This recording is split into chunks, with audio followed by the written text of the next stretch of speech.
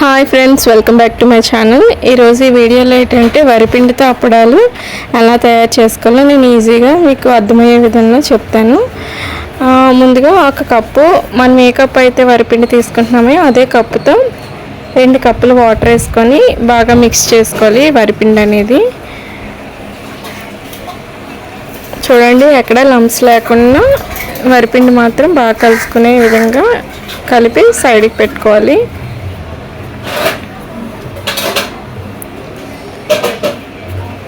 ఇప్పుడు మనం వీటిలో వేసుకోవడానికి ఒక స్పైసీనెస్ తగ్గట్టుగా పచ్చిమిర్చిని ఇలా కచ్చా పచ్చాగా దంచుకోవాలి. అలాగే 1 స్పూన్ జీలకర్ర, 1 స్పూన్ వాము, అలాగే టేస్ట్ తగ్గట్టుగా సాల్ట్ వేసుకోవాలి. ఇప్పుడు కరివేపాకును కూడా ఇలాగా కొంచెం స్మాష్ చేసుకొని వేసుకోవాలి. ఇప్పుడు మనం ఏ కప్పుతో అయితే వరిపిండి అనేది తీసుకున్నామో అదే కప్పుతో 6 కప్పు వాటర్ అనేది బాయిల్ చేసి పెట్టుకోవాలి. ఇప్పుడు బాగా వాటర్ బాయిల్ అయిన తర్వాత మనం ముందుగా కలిపి పెట్టుకున్న వీటన్నిటిని ఈ వాటర్లో వేసుకోవాలి. అలా కలుపుతూ ఉండాలి. ఇప్పుడు మనం వేసుకున్నది కొంచెం చిక్కబడేంత వరకు కూడా మనం కలుపుకుంటూ ఉండాలి.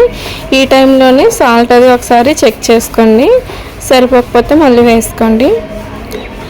సో నేను మీకు చూపిస్తాను చూడండి. అప్పటి వరకు మనం ఇలా కలుపుకుంటూ దగ్గర అయ్యేంత వరకు కూడా కలుపుకోవాలి.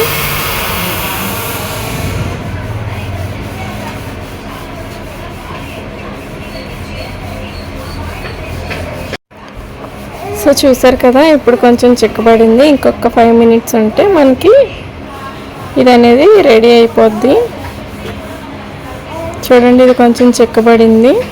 ఇప్పుడు దీన్ని మనం సైడ్కి దించుకొని ఒక చిన్న గిన్నెలోకి తీసుకొని మనం అప్పడాలు అనేవి పెట్టేసుకోవడమే. ఇప్పుడున్న ఎండలకి ఒక 2 డేస్ ఎండితే చాలు, మనకు అప్పడాలు అనేవి రెడీ అయిపోతాయి. సో ఎండలు బాగున్నప్పుడే మనం ఇలాంటివన్నీ వచ్చేసి పెట్టుకుందామని చేసుకున్నాము. కానీ ఇవి చేసుకున్న ఒక 1 వీక్లోనే ఖాళీ అయిపోయి చాలా టేస్టీగా ఉన్నాయి అండ్ క్రిస్పీగా ఉన్నాయి. ఒకసారి మీరు కూడా ట్రై చేయండి, చాలా బాగుంటాయి. సో ఫైనల్గా మన అప్పడాలు అనేవి రెడీ అయిపోయి ఇప్పుడు ఎలా ఉన్నాయో ఫ్రై చేసి చూపిస్తాను చూడండి. కొంచెం ఆయిల్ వేసుకొని అప్పడాలు అనేవి వేసేసుకుంటే చూడండి ఎంత ఫాస్ట్గా ఎంత నీట్గా వచ్చాయో. సో ఫైనల్గా మన అప్పడాలు అనేవి రెడీ అయిపోయి ఒకసారి మీరు కూడా ట్రై చేసి ఎలా వచ్చిందో నాతో కమెంట్ సెక్షన్లో కమెంట్ చేయండి. చూడండి, అప్పడాలు మీకు చూపిస్తాను ఇలా మనం పట్టుకున్న వెంటనే ఎంత క్రిస్పీగా ఉన్నాయో, టేస్ట్ కూడా అంతే బాగుంది. సో వీడియో నచ్చితే లైక్ చేసి కమెంట్ చేయండి.